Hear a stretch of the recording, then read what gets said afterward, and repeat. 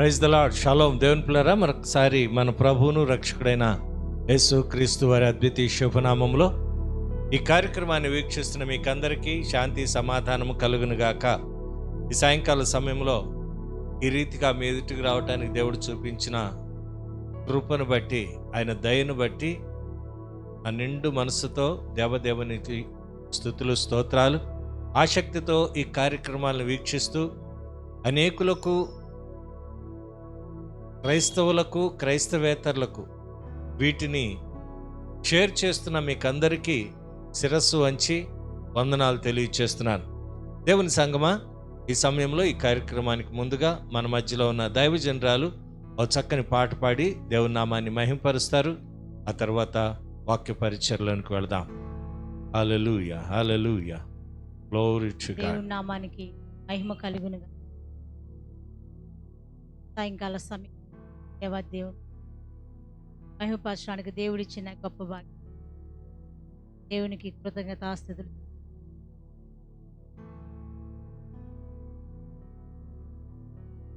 ప్రాణానికి ప్రాణం, నా జీవానికి జీవం, నా హృదయానికి హృదయం, నీవే నీవే. నా పాదాలకు దీపం, నా నావకు తీరం, నా పయనానికి గమ్యం, నీవే నీవే. నా కోట నీవే, నా కొండ నీవే, నా కోట నీవే, నా కొండ నీవే, నా కన్నీ నీవేలే యేసయ్యా,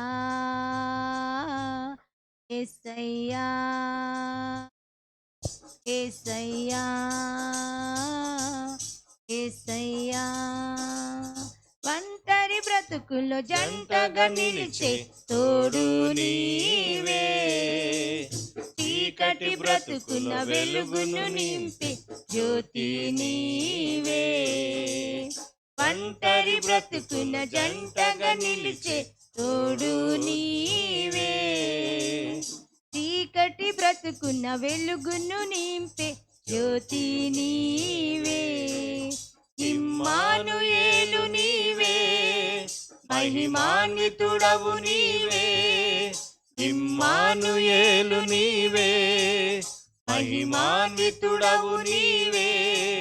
మా కన్నీ నీవేలే యేసయ్యా, యేసయ్యా, యేసయ్యా, యేసయ్యా. నా ప్రాణానికి ప్రాణం, నా జీవానికి జీవం, నా హృదయానికి హృదయం, నీవే నీవే. కృంగిన బ్రతుకులు ఆదరణిచ్చే స్వస్థత నీవే. రోదన వేదన శోధనలు నా బలము నీవే. కృంగిన బ్రతుకులు ఆదరణిచ్చే స్వస్థత నీవే. వేదన రోదన శోధనలు నా బలము నీవే.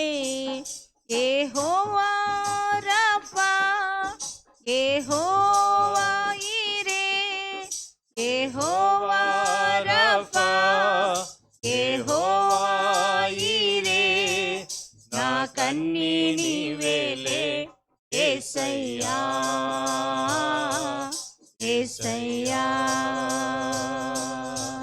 నా ప్రాణానికి ప్రాణం, నా జీవానికి జీవం, నా హృదయానికి హృదయం, నీవే నీవే. నా పాదాలకు దీపం, నా నావకు తీరం, నా పయనానికి గమ్యం, నీవే నీవే. నా కోట నీవే, నా కొండ నీవే, నా కోట నీవే, నా కొండ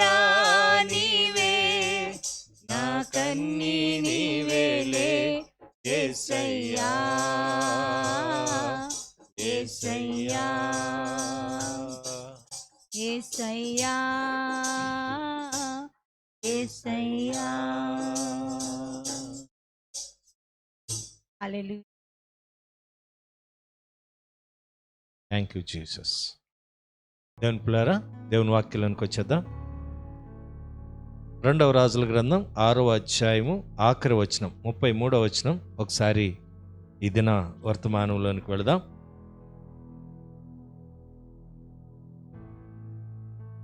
2వ రాజుల గ్రంథం 6వ అధ్యాయము 33వ వచనం నేను చదువుతున్నాను. ఆ దూత అతని యొద్దకు వచ్చెను. అంతట రాజు, ఈ కీడు యెహోవా వలనైనది, నేను ఇక ఎందుకు యెహోవా కొరకు కనిపెట్టి ఉండవలెనెను.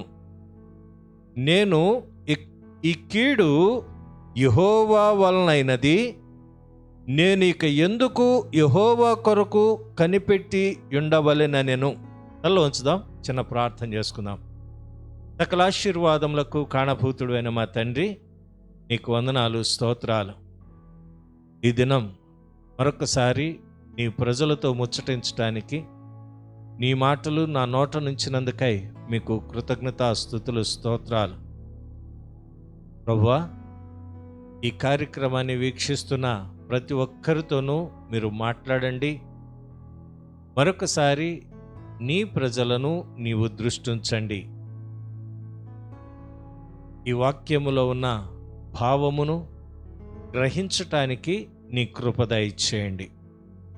దేవా, నీకే వందనాలు, స్తోత్రాలు. మరొకసారి మమ్మల్ని మేము నీ బలమైన చేతులకు అప్పగించుకుంటున్నాం.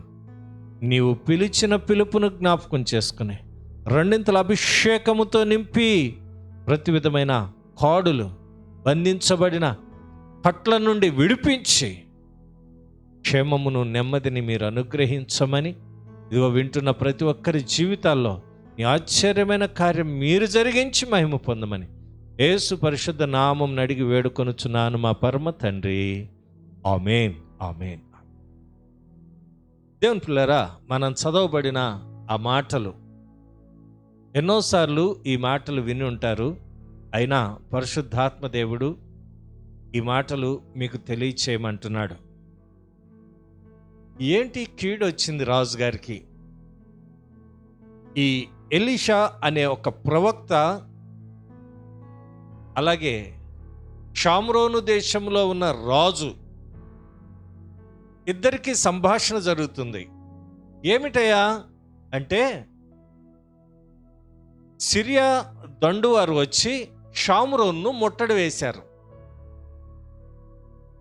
ఎంతటి ముట్టడి అంటే, వారు తినటానికి ఆహారము కూడా లేనంతగా. ఇంకా చెప్పాలి అంటే, ఆ దేశంలో పిల్లల్ని వండుకుని తినేంత కరువు వచ్చేసింది. భయంకరమైన స్థితి.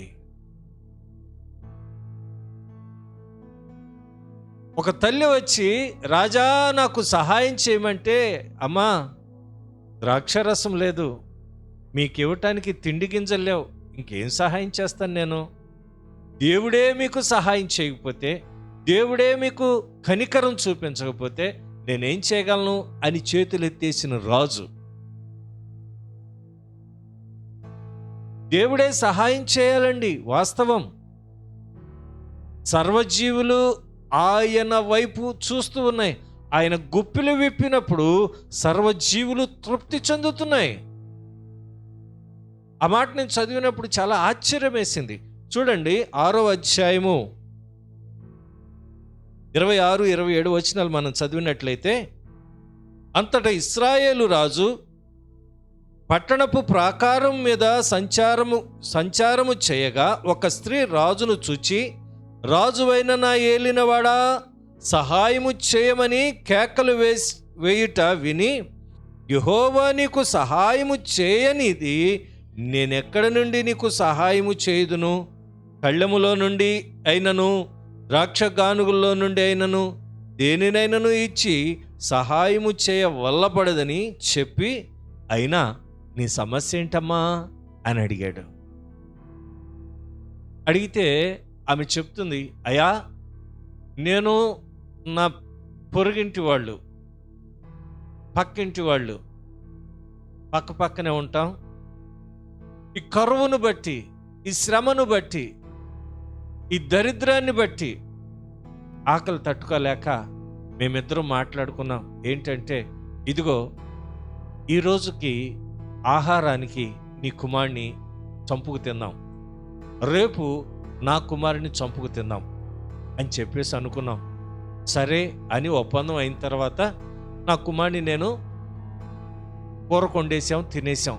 ఈ రోజున దాని కుమారుని ఇవ్వమంటే ఇవ్వట్లేదయ్యా అని చెప్పింది.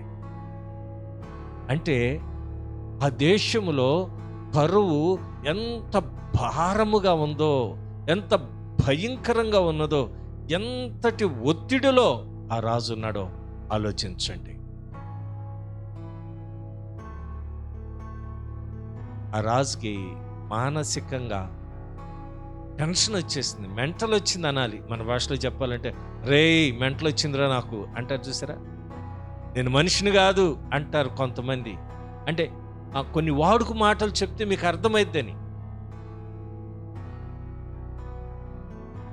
నాకు మెంటల్ వచ్చింది, ఎవరి వలన? ఆ పలానా ప్రవక్త వలన. ఆడిని పట్టుకురండి, ఆడిని చంపేద్దాం.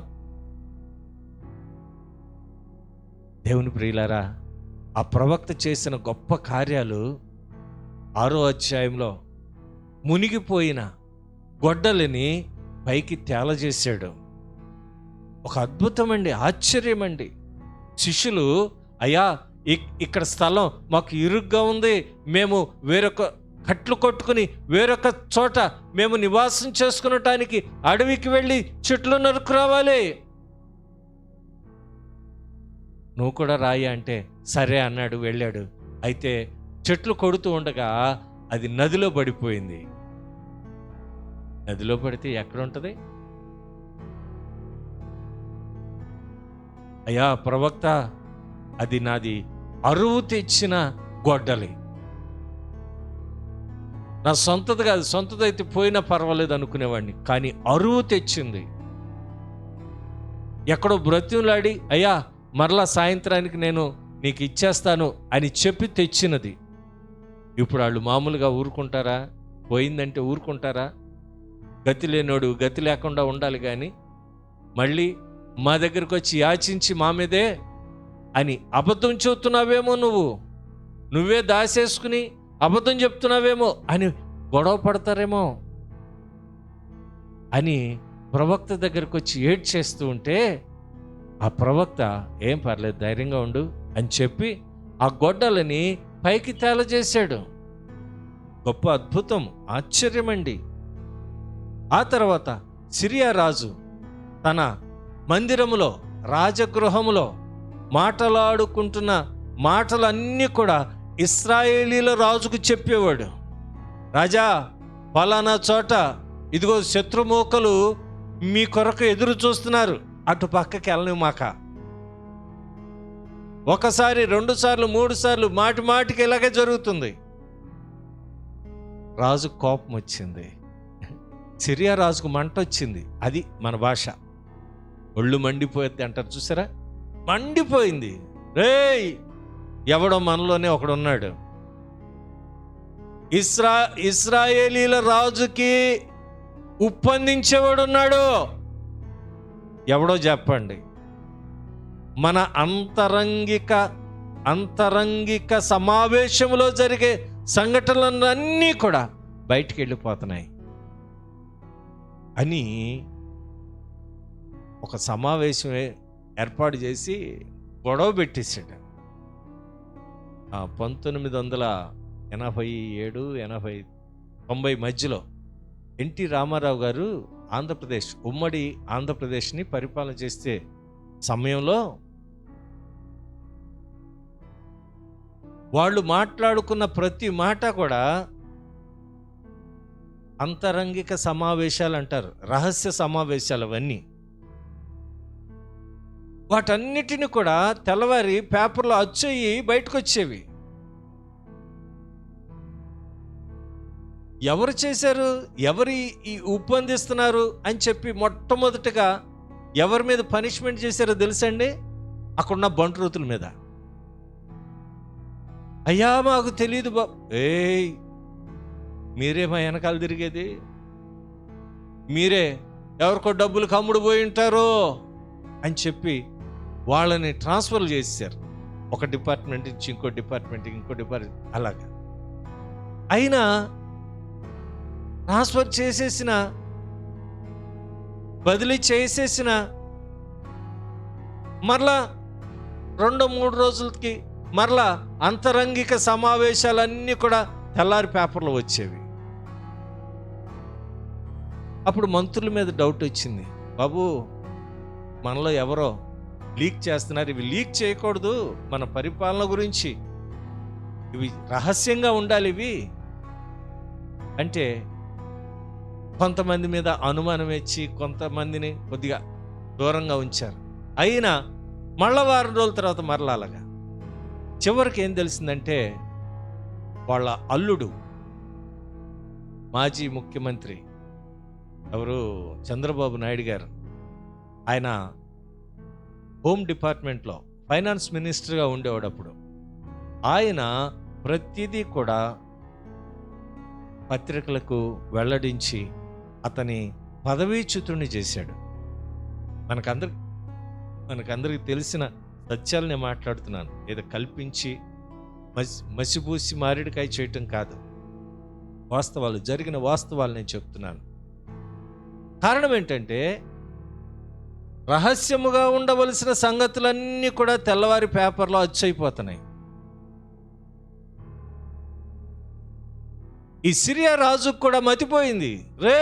మనం ఇంతమంది సైన్యాన్ని తీసుకుని వెళ్ళి ఇశ్రాయేలీల సైన్యం మీద విజయం కావాలని ఎదురు చూస్తూ ఉంటే ఎవడో రావట్లేదేంట్రా, తప్పించుకుంటున్నారు, మనలోనే ఎవడో ఉన్నాడు అని చెప్పి బాగా మదన పడిపోతూ ఒక్కొక్కరిని అనుమానిస్తూ ఉంటే ఒక సైనికుడు వెళ్ళి, అయ్యా తప్పుగా అనుకోకపోతే ఒక చిన్న మాట చెప్తాను, నీ ఉప్పు తినేవాళ్ళం, నీకు విశ్వాసపాత్రులం, మేము ఇశ్రాయేలీలో పనిచేసేవాడు ఇక్కడ ఎవడు లేడు, మరి ఎలా లీక్ అవుతున్నాయి? అయితే ఒక చిన్న మాట అయ్యా, ఆ దేశంలో ఆ రాజ్యంలో ఒక వ్యక్తి ఉన్నాడు, అతని పేరు ప్రవక్త ఎలీషా గారు, ఒక అతను ఉన్నాడు, ఆయన మన రహస్య మందిరాల్లో జరుగుతున్న సంగతులన్నీ కూడా రాజుకు చేరవేస్తున్నాడు. అంతేగాని మీ ఉప్పు తిన్నవాళ్ళం కదయ్యా, మీకు హాని చేస్తామా, మన రాజ్యాన్ని మనం కొల్లగొట్టుకుంటామా, కూల్చేసుకుంటామా అని చెప్పి ఆయన చెప్తే మహారౌద్రుడైపోయి, ఇదిగో ఎంతమంది సైన్యాన్ని తీసుకెళ్తావో నాకు తెలీదు, ఆ ప్రవక్తను మీరు బంధించి తీసుకురండి అన్నాడు. సైన్యంతో వచ్చేశారు. ప్రవక్త ఎక్కడుంటాడో ఆ ప్రాంతానికి. దేవునికి స్తోత్రం, హల్లెలూయా. అందరికీ తెలిసిన విషయాలే నేను చెప్తున్నాను. అయితే తెల్లవారుజామున పనోడు లేచి అటు ఇటు చూడగానే గుర్రాలు, రథములు, సైనికులు, శత్రు సైన్యం అందరూ కూడా ఆ కొండ చుట్టూతా కూడా మూకేసి ఉన్నారు, అంటే ముట్టడి వేసి ఉన్నారు. గబగబా పరుగెత్తుకుంటూ వెళ్ళి, అయ్యా అయ్యా అయ్యా ఏం చేయమంటావు, ఇదిగో శత్రువులు మనల్ని పట్టుకోవటానికి వచ్చేసారు, మన పని అయిపోయింది, అయ్యో అయ్యో కంగారు పడుతుంటే ఎలీషా ప్రవక్త ఒక చిన్న ప్రార్థన చేశాడు, దేవా వీని కనులు తెరువుము అని. ఎప్పుడైతే కనులు తెరవబడ్డాయో, ఆ పనివాని యొక్క కనులు తెరవబడ్డాయో, వెంటనే ఎంతమంది సైన్య సమూహం ఉన్నారో వారందరి చుట్టూ దేవదూతలు కాకడాలు పట్టుకున్నట్లుగా దర్శనం చూశాడు. దేవునికి స్తోత్రం, హల్లెలూయా. తన కళ్ళతో చూసిన అద్భుతం ఏంటో తెలుసా? ఈ ప్రవక్త యొక్క శిష్యులను రక్షించటానికి దేవదూతలు, సైన్యము, సమూహము దిగి వారిని సంరక్షిస్తున్నట్లుగా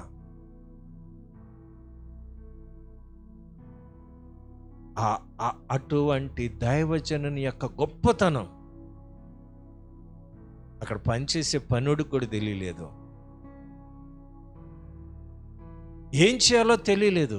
వెంటనే వీళ్ళందరూ గుడ్డివాళ్ళుగా ఉండుగాక అన్నాడు. అంతే, గుడ్డోళ్ళు అయిపోయారు. ఏం చేయాలి? వాళ్ళందరినీ ఇజ్రాయెల్ దేశంలోనికి నడిపించు. రాజు ముందు, ఇశ్రాయేలీల రాజు దగ్గరకు వచ్చిన తర్వాత వీళ్ళు కళ్ళు తెరువునుగాక అన్నాడు. కళ్ళు తెరిచేశారు. చూస్తే శత్రు సమూహము యొక్క మధ్యలో రాజు ఎదుట వాళ్ళు ఉన్నారు. వాళ్ళ పై ప్రాణాలు పైనే పోయినాయి. అప్పుడు అంటున్నాడు రాజు, అంటున్నాడు ఇశ్రాయేల్ రాజు అంటున్నాడు, అయ్యా చంపేద్దాం వీళ్ళని, ఏం చేద్దామంటావు అని అడిగితే, అయ్యా వీళ్ళని చంపవద్దు, యుద్ధములో జయించిన వారిని చంపుతామా? వాళ్ళకు భోజనం పెట్టి వాళ్ళకి సపర్యలు చేసి వాళ్ళ దేశానికి వాళ్ళకు పంపించండి అన్నాడు. ప్రవక్త చెప్పినట్లుగా వాళ్ళకు మంచి చేసి వాళ్ళకు భోజనాలు సిద్ధపరిచి, ఎంతమంది ఉన్నారో సైనికులందరికీ భోజనాలు పెట్టి వాళ్ళ దేశానికి వాళ్ళకు పంపించాడు. దేవుని వాక్యం చెప్తుంది, ఆనాటి నుండి ఇశ్రాయేలీల రాజు మీదకు యుద్ధానికి సిరియా దేశస్థులు రాలేదు. ప్రైజ్ గాడ్, దేవునికి స్తోత్రం.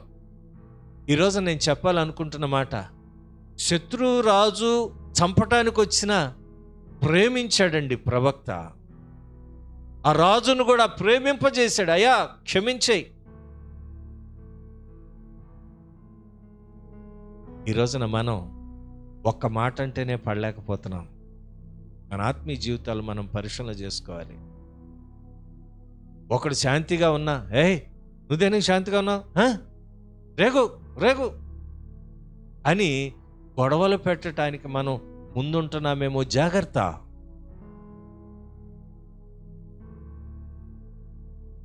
బుద్ధి లేని వారు రేచు కుక్కల్లాగా పరిగెడతారు. విచక్షణ ఉండదు, జ్ఞానం ఉండదు, ఆలోచన ఉండదు. వాడు బుద్ధిహీనుడు అని పరిశుద్ధ గ్రంథం తెలియచేస్తున్నది.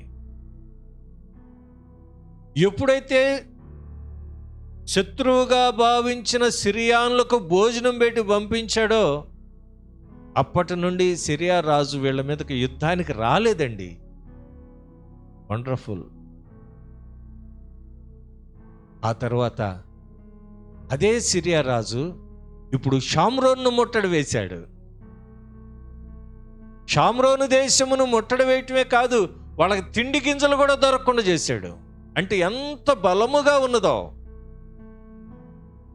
ఎంత శక్తివంతంగా ఆ సైనికులు ప్రయత్నం చేస్తున్నారో చూడండి. అయితే ఆ రాజు కూడా ఏమీ చేయలేని స్థితిలో ఉన్నాడు. ఇందాక మనం చదువుకున్నాం కదండి, 26వ వచనం, 27వ వచనం.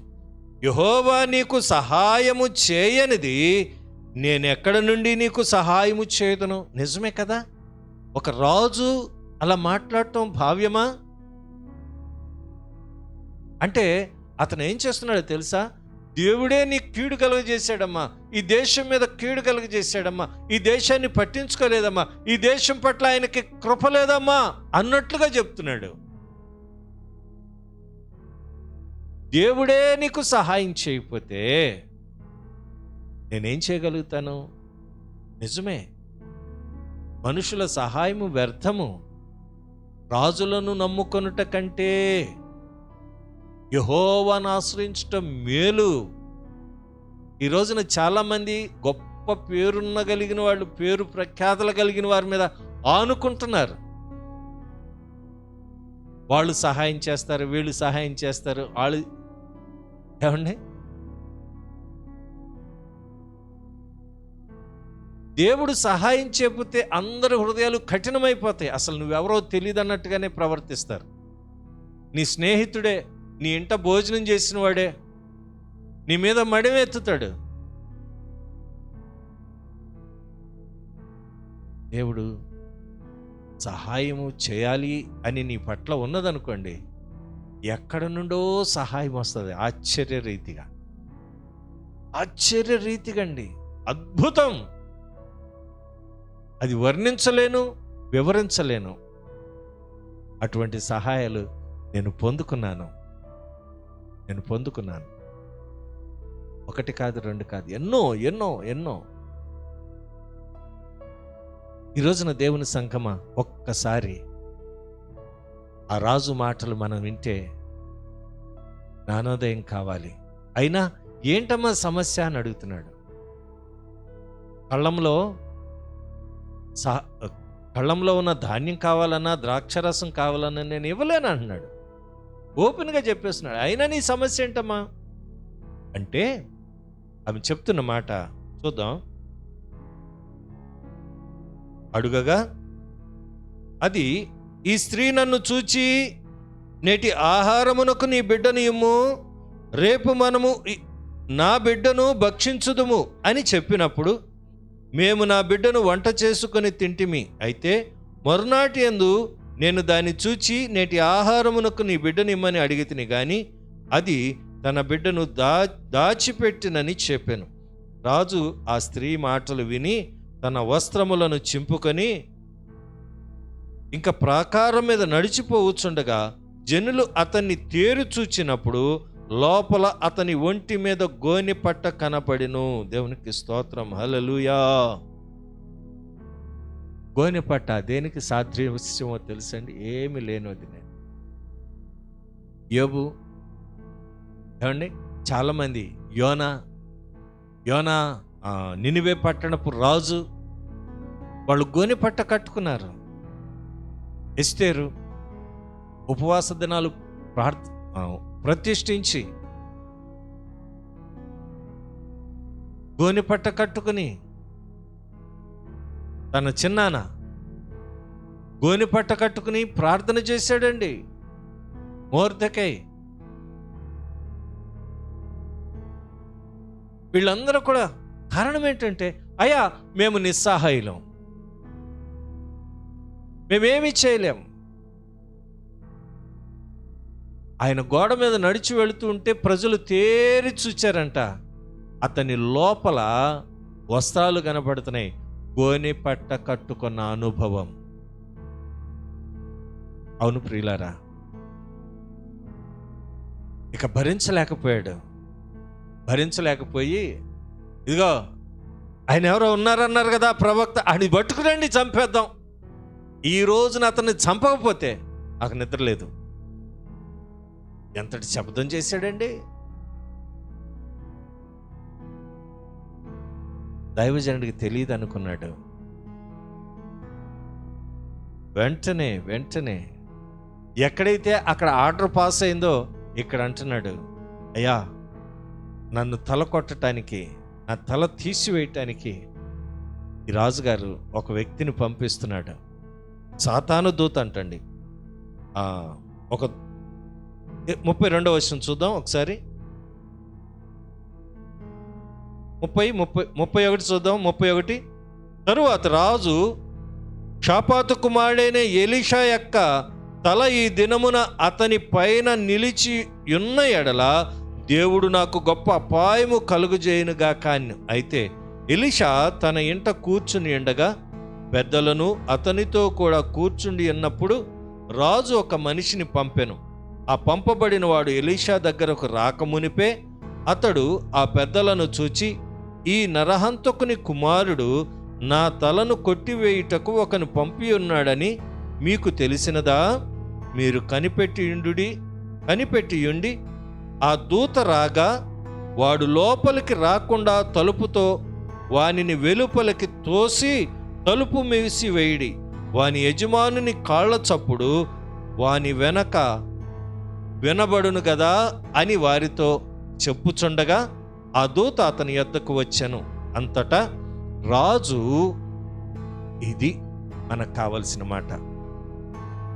ఈ కీడు యెహోవా వలనైనది, నేనిక ఎందుకు యెహోవా కొరకు కనిపెట్టి కొని ఉండవలెను?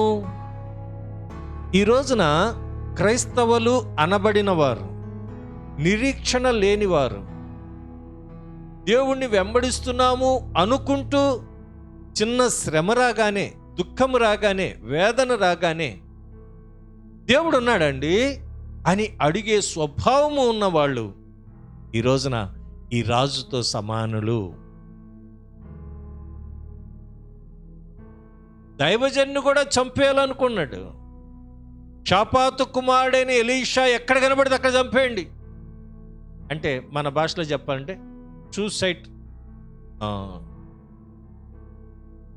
సూసైడ్ ఆర్డర్ అన్నమాట. షూటెడ్ సైడ్, ఎక్కడ చూస్తే అక్కడ కాల్చి చంపేయండి, ఎక్కడ కనపడితే అక్కడ తల తీసేయండి. అది ఏమండి, యెహోవాయే మా పక్షముగా ఉండగా, యెహోవాయే దేవుడే మన పక్షం. ఈ కరువేంటి, ఈ సమస్యలేంటి? గిద్యోను అంటున్నాడు, దేవుడే మా పక్షంగా ఉన్నాడు అంటున్నావు, నువ్వు బలాఢ్యుడా అని పిలిచావు, అంతా బాగానే ఉంది. ఈ మిద్యానీయులు మమ్మల్ని దేనికి వెళ్తారయ్యా? మమ్మల్ని చంపుకు తింటున్నారు, వాళ్ళు మమ్మల్ని ఏపుకు తింటున్నారు. ఏంటి దరిద్రం? దేవుడు మాకు ఎక్కడ తోడుగా ఉన్నాడు అన్నట్లుగా ఈ రాజు కూడా, యెహోవా మాకు తోడై ఉంటే మాకు ఈ శ్రమలేంటి, ఈ కరువేంటి, దరిద్రం ఏంటి అన్నట్లుగా మాకు దేవుడు కీడు చేశాడు అంటున్నాడు. ఈ కీడు యెహోవా వలన కలిగినది. ఇప్పుడు చాలామంది ఏమండి, ఇప్పుడు ఉన్న పరిస్థితులు, ఈ కరోనా కోవిడ్-19 ఇది యెహోవా వలన వచ్చింది. లేకపోతే మనకి ఈ ఉద్యోగాలు పోవటం ఏంటి? ₹1,00,000 జీతం వచ్చేది, అసలు కన్ను మిన్ను కానకుండా తిరిగేవాళ్ళం. ఎప్పుడు కారులో పబ్బుల్లో తిరిగేవాళ్ళం, ఎక్కడికి పడితే అక్కడికి వెళ్ళిపోయేవాళ్ళం.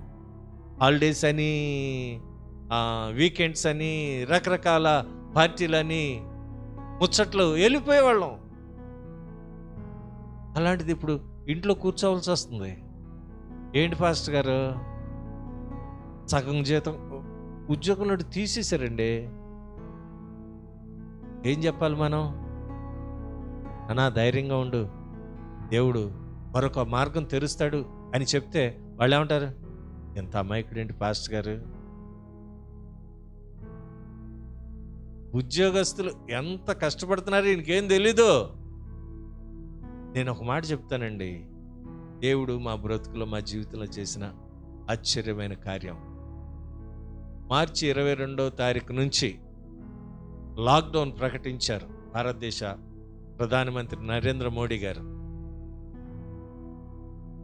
అప్పటి నుండి కూడా మొన్న అక్టోబర్ వరకు కూడా అంచెలంచెలుగా ఎత్తేశారు. మా బ్రతుకులో చేసిన కార్యం. మాకు ఏ ఉద్యోగాలు లేవు, వ్యాపారాలు లేవు, రియల్ ఎస్టేట్ వ్యాపారం లేదు, మాకు ఎటువంటి ఆదాయ వనరులు, అసెట్స్ లేవు. మేము వడ్డీలకు ఇచ్చి వడ్డీల మీద బ్రతికే వాళ్ళం, అంతకంటే కాదు. ఒకటే మాకు నిరీక్షణ, బ్రతికిస్తే దేవుడు బ్రతికిస్తాడు, తీసుకుంటే ఆయన మమ్మల్ని తీసుకుంటాడు. అదే నిరీక్షణ. అయితే దేవుడు ఏం చేశాడు తెలుసండి? అబ్బా ఆశ్చర్యం. చదువు లేని వాళ్ళతో కూరగాయలు, కొన్ని తినుబండారాలు, కొన్ని పప్పులు, ఉప్పులు అవి తీసుకుని వచ్చి, పాస్టర్ గారు చర్చి నడవట్లేదు కదండి, ఎలా బతుకుతున్నారని మీరు అని వాళ్ళు మా కొరకు కన్నీటి ప్రార్థన చేసి అవి ఇచ్చి మా చేత ప్రార్థన చేయించుకుని వెళ్ళేవారు. నమ్ముతారా? ఆశ్చర్యం. మేము ఆలోచించే వాళ్ళం, అయ్యో ఈ లాక్డౌన్లో ఎవరికి మేము సహాయం చేయలేకపోతున్నామే అని ఒక స్టూడెంట్కి చెప్పాం. ఆ స్టూడెంట్ ఏం చేశాడో తెలుసండి, వాళ్ళ రూమ్లో ఉన్న ఫ్రెండ్కి చెప్పాడంట. ఆ ఫ్రెండ్, రే మనం చేయగలిగింది చేద్దాం అని చెప్పి నలుగురికి 5 కేజీలు బియ్యం చొప్పున ఒక నెలకి సరిపోను రేషను మా ఇంటికి పంపించాడు. దేవునికి స్తోత్రం, హల్లెలూయా. నలుగురికి మాత్రమే ఇచ్చాం. మాకు ఆశ్చర్యం, మేము ఇవ్వటం ఏంటి? ఆ స్టూడెంట్ కుర్రాడు ఏమన్నాడు తెలుసండి? పేరేంటమ్మా? ఆ స్టూడెంట్ చెప్పిన మాట ఏంటి తెలుసా? పాస్టర్ గారు, మీరు ఇంట్లో వాడుకున్నా మాకు అభ్యంతరం లేదు, మీరు పంచినా మాకు అభ్యంతరం లేదు, దేవుని మహిమార్థమై ఆ కుటుంబం కొరకు ప్రార్థన చేయండి అన్నాడు. వా, నాకైతే ఎంత సంతోషం వేసిందో. అటువంటి వారికి, పేద వాళ్ళకి, ఇళ్లలో పాసి పనులు చేసుకునే వాళ్ళకి, అమ్మా కరోనా వచ్చింది, మీరు రేపు నుంచి మా ఇంటికి రావద్దు, ఇదిగో ఈ 10 రోజులు జీతం తీసుకుని వెళ్ళిపోండి అని పంపించేస్తే వాళ్ళు ఎటు పాలుపోని స్థితిలో ఉన్నవారికి దేవుడు సహాయం చేయటానికి దేవుడు కృప చూపించాడు. దేవునికి మహిమ కలుగును గాక, హల్లెలూయా. మా గొప్పతనం ఏమీ లేదు. రెండవది, దేవుడు మమ్మల్ని ఎలా పోషించాడో చెప్పలేం, వివరించలేం. ఏది తక్కువ కాకుండా ఆనాడు మనం చదువుకున్నాం, ఇశ్రాయేలీలు అరణ్యంలో 40 సంవత్సరాలు వారి బట్ట చిరిగిపోలేదంట, కాలు వాయలేదంటండి, చెప్పు అరిగిపోలేదంట. అలాగా ఇంటి అద్దె ఎలా కట్టేవాళ్ళమో తెలీదు, టెలిఫోన్ బిల్స్ ఎలా కట్టేవాళ్ళమో తెలీదు, కరెంటు బిల్స్ ఎలా కట్టేవాళ్ళమో తెలీదు. ఆ టైంకి దేవుడు అలా పంపించేసేవాడు. పంపించిన ప్రతి రూపాయిని బట్టి దేవునికి స్తుతులు చెల్లిస్తూ, అయ్యా ఆ కుటుంబాల్లో ఏ కొరతలు లేకుండా సహాయం చేయనైనా అని ప్రార్థన చేసేవాళ్ళం. ఒక తమ్ముడైతే ప్రతి ఆదివారం ప్రార్థన కానుకలు పడతారు కదండి, ఆరాధన లేవు కదా, కానీ లైవ్లో ప్రోగ్రాం ఇచ్చేవాళ్ళం.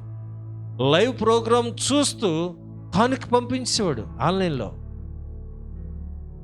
నేను ఇక్కడ ప్రార్థనలోనే ఉండేవాడిని, టంగమని సౌండ్ వచ్చేది, ఫోను ఏంట్రా బాబు అని చూస్తే కానుక, ఆన్లైన్లో కానుక పంపించేవాడు. అలాగా 5 నెలలండి, సామాన్యమైన విషయం కాదు. నేను చెప్పాలనుకుంటున్న మాట, ఆనాడు ఐగుప్తు దేశమంతా చీకటి ఉంది, గోషాను దేశంలో వెలుగుండెను అన్న రీతిగా దేవుడు మమ్మల్ని పోషించాడు. ఎటువంటి కొరత లేకుండా, ఏ కొదువ లేకుండా. మా పిల్లలే ఆశ్చర్యపోయేవాళ్ళు, ఏంటి ఉదయం ఒక కూర సాయంత్రం ఒక కూర ఏంటండి? నిజమేనండి. మేము కుటుంబంగా కూర్చుని భోజనం చేస్తే ఆశ్చర్యం.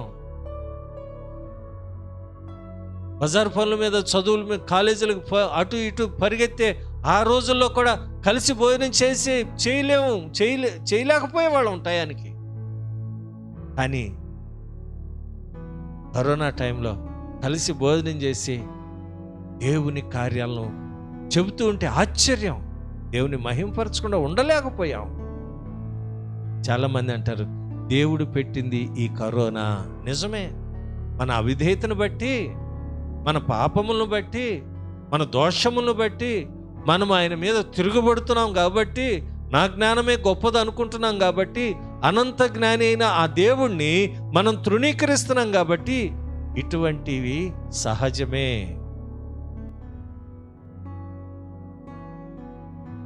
ఆహాబు రాజు కూడా నీవు దుర్మార్గుడివి అని చెప్పి ఎలీషా ప్రవక్తని తిడుతున్నాడు. చూడండి 18వ అధ్యాయము 1 రాజుల గ్రంథం నేను ముగించడానికి ఇష్టపడుతున్నాను. 18వ అధ్యాయము, గ్లోరీ టు గాడ్, హల్లెలూయా హల్లెలూయా. 16వ వచనం, 18, 16. అంతట ఓబేద్యా ఆహాబును ఎదుర్కొనబోయి ఆ వర్తమానము తెలియజేయగా ఏలియాను కలుసుకొనుటకై ఆహాబు బయలుదేరెను. ఆహాబు ఏలియాను చూచి, గమనించాలి ఈ మాటలు, ఆహాబు ఏలియాను చూచి, ప్రవక్తను చూచి, ఆహాబు రాజు, ఇశ్రాయేలీలకు రాజు. ఆ రాజు ఏలియాను చూచి అంటున్న మాట, ఇశ్రాయేలు వారిని శ్రమ పెట్టువాడవు నీవే కావాయని అతనితో అనగా, ఇశ్రాయేలీలను శ్రమ పెట్టువాడు నువ్వు కదా అంటున్నాడు. కారణం ఏంటి? 3.5 సంవత్సరాలు వారి హృదయాలు బండబారిపోయి దేవునికి విధేయత చూపించకుండా జీవము గల దేవుని మీద తిరుగుబాటు చేస్తూ వాళ్ళు తప్పిదాలను వాళ్ళు కప్పిపెట్టుకుంటూ వారు ఒప్పుకొనక కించిత్ పశ్చాత్తాపము కూడా లేని స్థితిలో 3.5 సంవత్సరాలు ఆకాశము నుండి మంచు లేదు, వర్షం లేదు, భూమి పంటనివ్వలా, బీడుబారిపోయినాయి, పశువులకు ఆహారం లేదు. అంటే ఎంత కరువు వచ్చేస్తుందో ఆలోచించండి. అటువంటి సమయంలో ఆ ప్రవక్తను పిలిచి దర్శించినప్పుడు, ఇశ్రాయేలీలను శ్రమ పెట్టినవాడు నీవు కదా అంటున్నాడు. ఏలి అంటున్నాడు, నేను కాదయ్యా. చూడండి ఆ మాటలు. అతడు, నేను కాదు, యెహోవా ఆజ్ఞలను గైకొనక బయలుదేవతను అనుసరించుచు నీవును నీ తండ్రి ఇంటి వారును ఇశ్రాయేలు వారిని శ్రమ పెట్టువారై ఉన్నారు. అది సంగతి. శ్రమ దేనికి వస్తుంది? నీ దేశంలో విగ్రహారాధన పెరిగిపోయింది, నీ దేశంలో మోసం ఎక్కువైపోయింది, నీ కుటుంబంలో, నీ వ్యక్తిగత జీవితంలో దేవుని ఆజ్ఞలను అనుసరించలేని స్థితిలో ఉంటున్నారు. నీవు నీ తండ్రి ఇంటి వారును. చిన్న శ్రమ రాగానే దేవుడు నాకు దూరం చేసాడండి అయ్యో అంటున్నారు. చాలా విచారకరం. చాలా. దేవుడు అన్యాయస్తుడు కాదండి, అతను మాట తప్పని దేవుడు. అతిక్రమములు ఒప్పుకుంటే, వాటిని విడిచిపెడితే ఆయన మహాకనికరము నీ మీద చూపెడతాడు.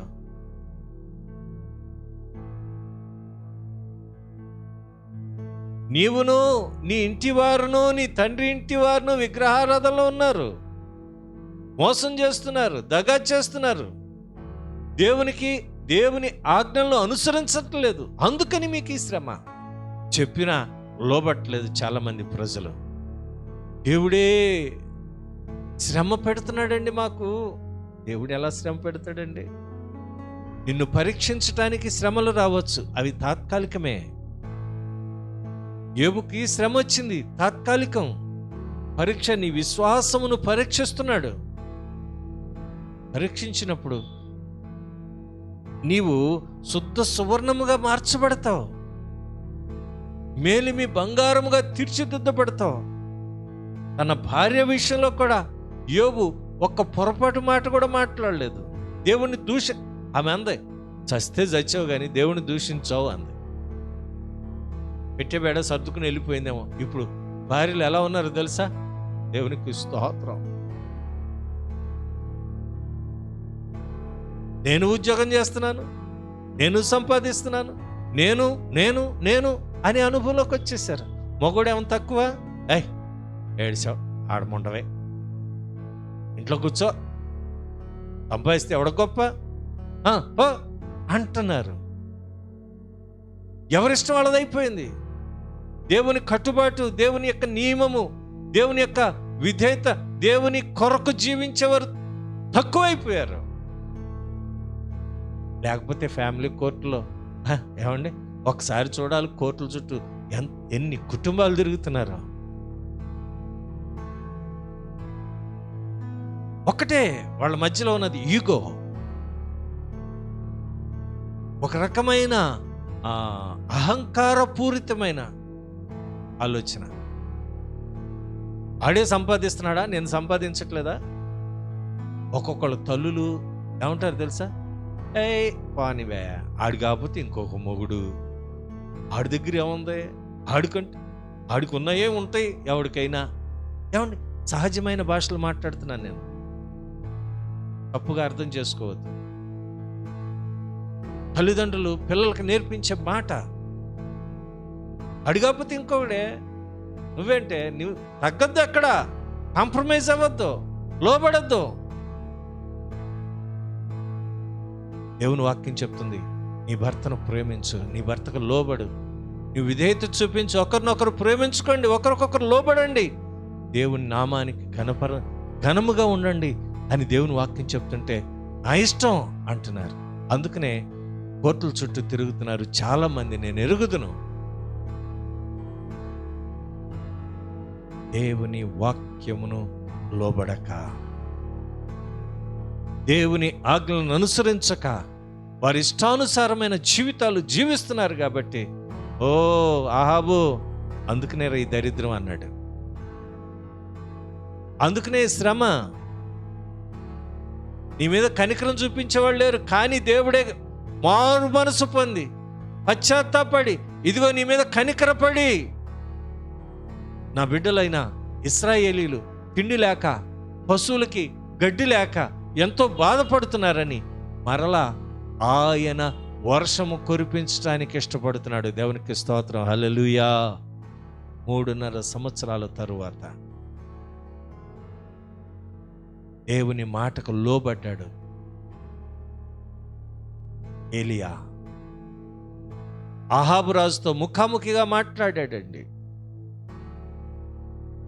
నువ్వు కదా దుర్మార్గుడివి, నువ్వు కదా అసలు ఎన్ని మాట్లాడినాడో. మరి ఈరోజు కూడా పాస్టర్ గారిని పిల్టు పట్టుకుని కొట్టే సంఘాలు ఉన్నాయి, దూషించేవారు ఉంటారు, చెడు మాటలు చెప్పుకునేవాళ్ళు ఉంటారు. అవన్నీ ఇంకా నేను లైవ్లో చెప్పలేను. వారందరిని బట్టి దేవునికి స్తోత్రం. కారణం ఏంటంటే దేవుడు ఒకానొక నాడు తీర్పు తీరుస్తాడు. సేవకులమైన మాకు 2 తీర్పు, విశ్వాసకు ఒక వంతే తీర్పు, కానీ సేవకులమైన మాకు 2 తీర్పు, బోధకులమైన మాకు 2 తీర్పు. ఈ రోజున బోధకుడు నిజంగా పొరపాటు చేశాడు, దేవుడు వెంటనే శిక్ష. ఏమంటే గెహజీ ఎన్నో సంవత్సరాల తర్వాత శిక్ష అనుభవించలేదండి. వెంటనే గెహజీకి కుష్టి వచ్చింది. ఏమయ్యా, మనము తోటలు సంపాదించుకోవటానికి, డబ్బు సంపాదించుకోవటానికి, విలువైన వస్త్రాలు సంపాదించుకోవటానికి, కార్లు మేడలు సంపాదించుకోవటానికి ఇది సమయమా? నశించిపోతున్నారు. సత్యవాక్యం ఎరుగక చీకటిలో సంచరిస్తున్నారు. అటువంటి వారికి వెలుగుగా ఉండవలసిన గెహజీ ఏంటయ్యా నువ్వు చేసింది? ఆ కుష్టు నీకు, నీ కుటుంబాలకి, నీ పిల్లలకు వచ్చునుగాక అన్నాడు. అంతే.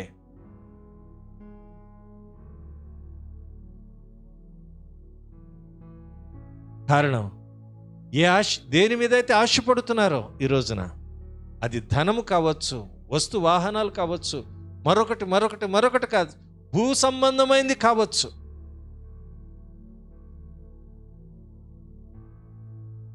నేను చెప్పాలి అనుకుంటున్న మాట, జాగ్రత్త. ఓ సహోదరుడా, తోటి దైవజనుడా, సంపాదించుకోవటానికి దేవుడు మనల్ని పిలవలేదు. ఈ గుడారము శిథిలమైపోయేది. మనకున్నది నిత్య నివాసము పరలోకంలో, దేవునితో సహవాసం, ఆయన సింహాసనం ఎదుట నిత్యము ఆయన్ని స్తుతించే భాగ్యము మనకు దేవుడిస్తానంటే మనం లోక సంబంధమైనవి వెతుకుతున్నామేమో ఆలోచించండి. ఏమైనా పర్వాలేదు అనుకుంటున్నారు చాలామంది. ఇక్కడ సంతోషంగా గౌరవంగా ఉంటే చాలు అనుకుంటున్నారు. దేవుని పిల్లరా, ఒక్క మాట, నువ్వు రోగంతో చచ్చినా పరలోకం వెళతావేమో, కానీ పాప రోగంతో చస్తే గనక దేవుడు నిన్ను క్షమించడు. శారీరక రోగం ఉందా? యాక్సెప్టెడ్. కారణం ఏంటంటే లాజరు చనిపోయిన తర్వాత రోగంతోనే చచ్చిపోయాడు. అబ్రహాము రొమ్మున ఆనుకుని ఉన్నాడు. ధనము కూర్చుకొని సంపాదించి విలాసవంతమైన జీవితం జీవించి తనకిష్టానుసారమైన జీవితం జీవించిన ధనవంతుడు నరకములో యాతన పడుతున్నాడు. దేవుడు చాలా స్పష్టంగా చూపించేశాడు ఇక్కడ. అని గ్రహించలేని స్థితిలో అనేక మంది ఉంటున్నారు. నేను చెప్పాలి అనుకుంటున్న మాట, ఈ కీడు మా అమ్మాయికి సంబంధాలు వస్తున్నాయండి, కానీ ఎందుకునో ఆగిపోతున్నాయి. ఎందుకునో ఆగిపోతున్నాయి అంటే మోకాళ్ళి ప్రార్థన చేయి. నువ్వు ఏ రోజైనా నీ మందిరానికి సరైన సమయానికి వెళ్ళావా? పక్కనే కదా, గంట మోగినప్పుడు పాటలన్నీ అయిన తర్వాత, సాక్ష్యాలు అయిన తర్వాత వెళ్దాంలే అనుకునే అనుభవంలో ఉన్నావా? చాలామంది కొన్ని సంఘాలు నేను మా సంఘంలో కూడా నేను ఒక సంఘం నుండి ఆ సంఘం నుండి ఈ సంఘానికి రావాలంటే నాకు 20 నిమిషాలు టైం పట్టింది. అక్కడ ముగించుకుని వచ్చేలోపు ఇక్కడ ఆరాధన అయిపోద్ది. ఆరాధన అయిన తరువాత వాక్యంలోనికి వెళ్ళే ముందు, వాక్యంలోకి వెళ్ళినా ఇంకా ప్రజలు వస్తూనే ఉంటారు. అదేంటి 10 గంటలకు ఆరాధన అంటే 12 గంటలకు వస్తారా మీరు?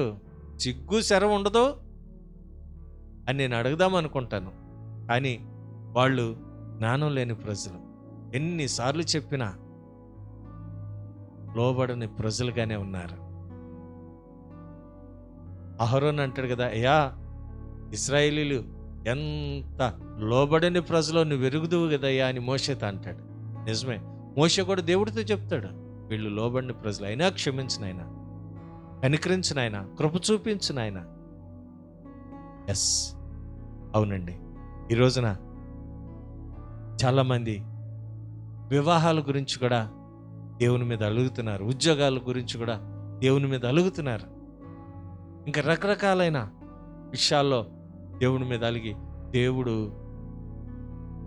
మాకు శ్రమ రప్పించాడండి. నయోమి ఎంత మాట అనేసింది, నన్ను నయోమి అనొద్దు, సర్వశక్తి కలిగిన దేవుడు నాకు గొప్ప దుఃఖాన్ని కలుగు చేశాడు. ఎవరు వెళ్ళమన్నారు నిన్ను? నీ మొగుడానిక నువ్వు వెళ్ళావు, శ్రమ తెచ్చుకున్నావు అంటే బాగుంటుందా? బాగుండదు. కానీ ఆమె అంటున్నమాట, సర్వశక్తి కలిగిన దేవుడు నాకు దుఃఖాన్ని కలగజేశాడు, నన్ను నయోమి అనొద్దు, మారా అనండి అంది. అంటే తన జీవితం అంతా చేదు చేదు చేదు చేదు అనుభవం. కానీ దేవుడు తన ఒడిలో ఒబెద్యాను ఒడిలో పెట్టగానే ఎంత సంతోషం అయిపోయిందో. అంటే దావీదు యొక్క ముత్తాత బోయాజు రూతులకు ఒక కుమారుడు పుట్టిన తర్వాత ఆమె అతనికి ఆమె దాది అయ్యిందంట. అప్పుడు సంతోషం, ఎంత సంతోషమో. ఎస్, అవును ప్రియులారా. అయితే ఆ రాజు అంటున్నాడు, ఇదిగో ఇదిగో, ఒకసారి ఆ మాటలు చదివి నేను ముగిస్తాను. ఈ కీడు యెహోవా వలన కలిగినది, ఇక నేను ఎందుకు యెహోవా కొరకు కనిపెట్టుకొని ఉండవలను? ఈ గొప్ప కీడు యెహోవా వలన కలిగింది.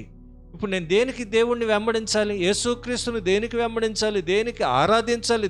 దేవుని సన్నిధికి దేనికి వెళ్ళాలి?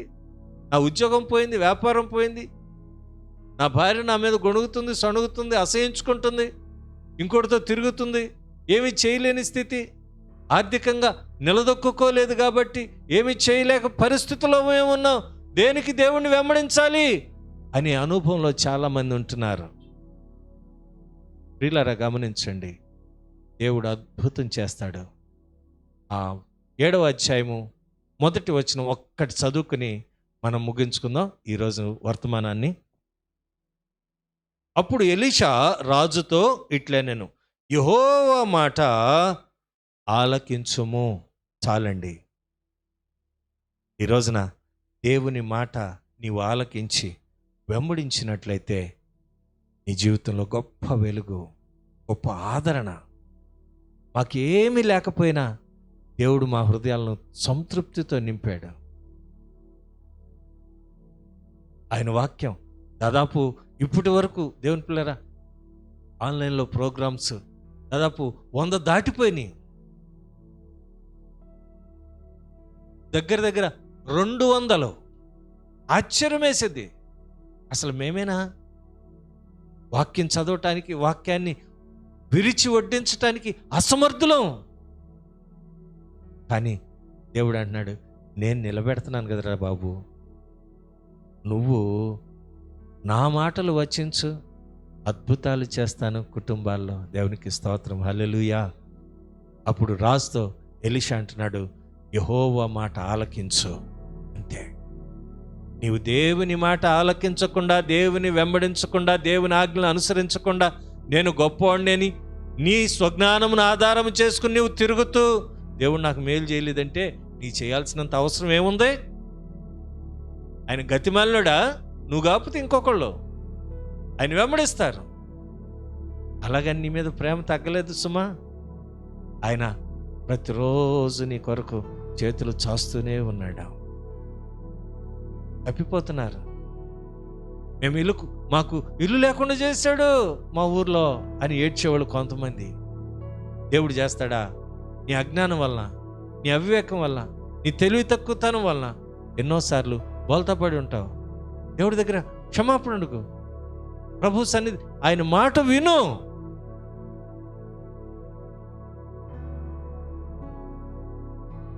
ఈరోజు నీ ఏ స్థితిలో నువ్వు ఉన్నావో నాకైతే తెలీదు.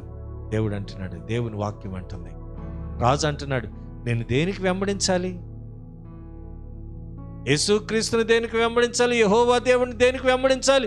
దేవుడే నాకు కీడు చేశాడు, నా దేశాన్ని పాడు చేశాడు కదా అంటే ప్రవక్త అంటున్నాడు, ఆయన మాట ఆలకించు. ఇక్కడ 7వ అధ్యాయంలో చాలా అద్భుతమైన కార్యాలు జరిగినాయి. 4 కుష్టి వ్యాధిగ్రస్తుల వలన ఏమండి షమ్రోను దేశంలో కరువంతా పోయింది. దేవుడు అద్భుతం చేశాడు, ఆశ్చర్యమైన కార్యం చేశాడు. నీ బ్రతుకులో కూడా దేవుడు గొప్ప కార్యం చేయటానికి ఇష్టపడుతున్నాడు. ఒకటే ఆయన కోరుకునేది, ఆయన మాట విను, ఆయన మాటకు లోబడు, ఆయన ఆజ్ఞలను అనుసరించు. దేవుడు నిన్ను ఉన్నతమైన స్థితిలో ఉంచుతాడు. దేవుడి కొద్ది మాటలు మనందరి వెనుకల్లో దీవించి ఆశీర్వదించును గాక. ఆమేన్. దేవుని ప్రియులారా, ఈరోజు సహోదరులు డేవిడ్ అలాగే స్వర్ణల యొక్క నూతనంగా ఒక గృహం కట్టుకోవటానికి దేవుడు కృప చూపించాడు. ఆ గృహం మరి కొమ్మాది దగ్గరలో ఏమండి. అయితే దేవుడు వారిని ప్రేమించి ఇచ్చిన ఆ గృహాన్ని బట్టి దేవదేవునికి స్తుతులు చెల్లిస్తూ ఈ రోజున మరి త్రియేక దేవుడు తండ్రి కుమార పరిశుద్ధాత్మ నామములో ఆ గృహాన్ని గృహప్రవేశం చేయటానికి దేవుడు కృప చూపించాడు. దేవుని సన్నిధిలో ప్రతిష్ఠించి అది ప్రారంభించడానికి దేవుడు కృప చూపించాడు. ఆ కుటుంబాల కొరకు మీ ప్రార్థనలో జ్ఞాపకం చేసుకోండి. ఈ స్లైడ్స్ మీకు ఈ దీనిలో మీకు కనబడుతున్నాయి. అయినా నేను మీకు తెలియచేస్తున్నాను, దేవుడు మంచి వాతావరణంనిచ్చి 3 దినాలు భయంకరమైన తుఫాన్ అన్నారు. నిన్న ఆదివారం సాయంత్రం మొదలుకొని దేవుని పిల్లారా ఈరోజు మార్నింగ్ 8 గంటల వరకు వర్షం కొడుతూనే ఉంది.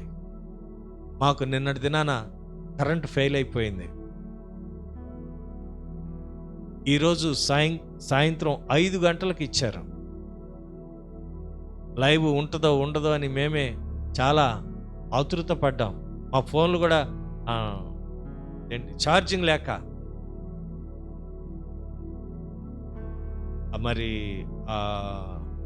అని ఏమంటారు, కరెంటు పోతే ఇన్వర్టర్స్ కూడా పని చేయక, అంటే 8 గంటలే పని చేస్తాయండి, అది కూడా సమయం అయిపోయింది. ఎలాగా అని దేవుని సన్నిధిలో ప్రార్థన చేస్తే 5 గంటలకి యథాప్రకారం కరెంట్ వచ్చింది. దేవునికి మహిమ కలుగును గాక. దేవుని కార్యాలు. అయితే నేను చెప్పాలనుకుంటున్న మాట, ఈరోజు ఆ ప్రాంతంలో జరిగిన ఆ గృహ కూడికను బట్టి, ఆ గృహప్రవేశ ఆరాధన బట్టి దేవదేవునికి స్తుతులు స్తోత్రాలు చెల్లిస్తున్నాం. ఆ కుటుంబీకులు దేవునికి నమ్మకంగా మరి ఆయన సన్నిధికి నడిచి గొప్ప దీవెనలు పొందుకునేలాగిన మీ అనుదిన ప్రార్థనలో జ్ఞాపకం చేసుకోండి. ఈరోజు పుట్టినరోజులు, వివాహ దినాలు జరుపుకొనిచున్న మా ప్రియులందరిని బట్టి దేవదేవునికి స్తుతులు స్తోత్రాలు. కొంతమంది ఉద్యోగాల కొరకు ప్రార్థించమంటున్నారు, వారందరి కొరకు కూడా మా వ్యక్తిగతంగా ప్రార్థన చేస్తున్నాం. అంటే మా పేర్లు చదవలేదేంటి అయ్యగారు అని మీరు అడగచ్చు, కానీ మా వ్యక్తిగతంగా ప్రభు సన్నిధిలో ప్రార్థన చేస్తున్నాం. మీకు మేలు జరిగిద్ది. తల ఉంచుదాం, ప్రార్థన చేసుకుందాం. ఘనుడు అయిన మా తండ్రి, నీకు వందనాలు. ఈ దినం మరొకసారి నీ సన్నిధిని ఉదయకాలం నుండి ఇప్పటి వరకు మీరు మాకు తోడుగా ఉంచి ప్రభువా, ఈ లైవ్ ప్రోగ్రాం చేయటానికి నువ్వు చూపించిన కృపను బట్టి మీకు వందనాలు. ఎంతమంది అయితే ఈ కార్యక్రమాన్ని వీక్షిస్తున్నారో, ఈ సమయం కాక తర్వాత మేము చూస్తాము అని ఆలోచన కలిగి అయ్యా అనేక మంది ఉన్నారేమో, వారిని బట్టి కూడా మీకు కృతజ్ఞతలు అయ్యా. ఈ కార్యక్రమాలు ఎప్పుడు చూసినా ఇది జీవార్థమైనవి, వారి జీవితాలు ఆత్మీయ ఎదుగుదలకు ఉపయోగపడేవని నమ్మి నిన్ను స్తుతిస్తున్నాం. ఎప్పుడు ఎక్కడ ఎవరు చూసినా వారు ఆత్మీయ మేలులు పొందాలి, ధైర్యము పొందాలి, నిన్ను వెంబడించాలి, నిన్ను ఆశ్రయించాలి. అట్టి కృపను ప్రతి ఒక్కరికి దయచేయండి అండి. ఈ దినం నాయన మరి గృహప్రవేశ ఆరాధనలో నీ సన్నిధిని మాతో కూడా ఉంచి ఘనంగా నీ ఆత్మాభిషేకముతో నింపి ఆయన ఆ కార్యక్రమం అంతటిని ఘనంగా జరిగించిన విధానమును బట్టి మీకు కృతజ్ఞతా స్తుతులు స్తోత్రాలు అయ్యా. ఆ చుట్టుపక్కల ప్రజలకు కూడా అనేకమైన అవసరతాలు తెలియచేసి ఉన్నారు తండ్రి. వారందరినీ బట్టి కూడా నీ సన్నిధిలో మీకు స్తుతులు. వారి అవసరతలు అక్కర్లు మీరు తీర్చండి అయినా. నీవు గొప్ప దేవుడు అని నిన్ను వెంబడించే కృపను దయచేయండి. దయగలదేవా నీకే వందనాలు. ఆ ప్రాంతమంతా అన్యులు నాయనా అయ్యా, మరొకసారి నీ గొప్ప వాత్సల్యం ఆ ప్రాంతం మీదకి రానిమ్మని మనం వచ్చేస్తున్నాం. కొమ్మాది ప్రాంతము ఆ ప్రజలందరినీ మీరు దర్శించండి. దయగలదేవా నీకే స్తుతులు స్తోత్రాలు. మరొకసారి లైవ్లో ప్రార్థించమని కోరిన ప్రతి ఒక్కరిని బట్టి మీకు కృతజ్ఞతలు నాయన. వారి అవసరతలు అక్కర్లు తెలియచేసినారు, వారందరిని బట్టి కూడా మీకు వందనాలు తండ్రి. బలహీనులను బలపరచండి, శక్తిహీనులకు శక్తిని దయచేయండి. అనారోగ్యముతో ఉన్నవారికి ఇదిగో నీ గాయపడిన హస్తము వారి మీద ఉంచి సంపూర్ణమైన ఆరోగ్యాన్ని దయచేయమని మనం వచ్చాం తండ్రి. మీరు మా ప్రార్థన ఆలకించినందుకై మీకు కృతజ్ఞతలు. మాకు కావలసిన ప్రతి ఈవిని పరసంబంధమైన దీవెనలను మీరు మాకు అనుగ్రహిస్తూ ముందుకు ప్రోత్సహిస్తున్నందుకై మీకు కృతజ్ఞతలు చెల్లిస్తూ నేటి దిన ఆశీర్వాదములతో నింపమని సకల మహిమ ఘనత ప్రభావములు మీకొక్కరికి ఆరోపిస్తూ నజరేయుడైన యేసుక్రీస్తు నామమున స్తుతించి ప్రార్థించి వేడుకొనుచున్నాను మా పరమ తండ్రి, ఆమేన్.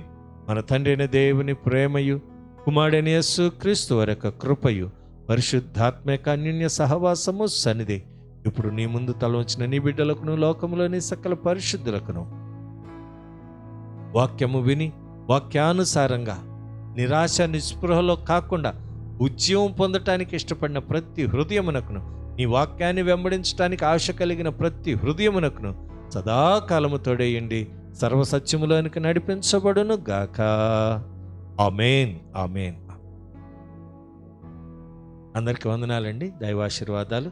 రేపు ఇదే సమయానికి మీ ఎదుటికి వస్తాం. అప్పటి వరకు దైవ కృప మనందరికీ తోడేయుండును గాక. ఆమేన్.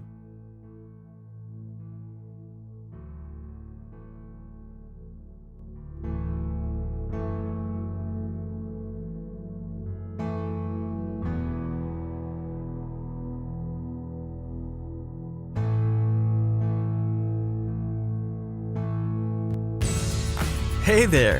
Is today your first time here? Or maybe your first time in a while? If so, maybe you're wondering exactly who we are and what this church is all about. Well, we'd like you to know that we're a group of ordinary people who are on an amazing journey together, following Christ. Our guide is the Bible because it's the divinely inspired Word of God, and it will never take us in the wrong direction. Along the way, we hope you'll see that we are welcoming and spiritually passionate, and that getting to know you is a big deal to us. We know that the road is rough sometimes, but we'll work really hard to bring you practical and relevant messages to equip and encourage you through life's ups and downs. We want you to know that we care about this community, and we believe that it's our job to make it a better place. So, no matter who you are or where you've been, we're glad you're here with us today, and we hope that you'll join us on our journey, following Christ and living out His plan for us. So, welcome to church.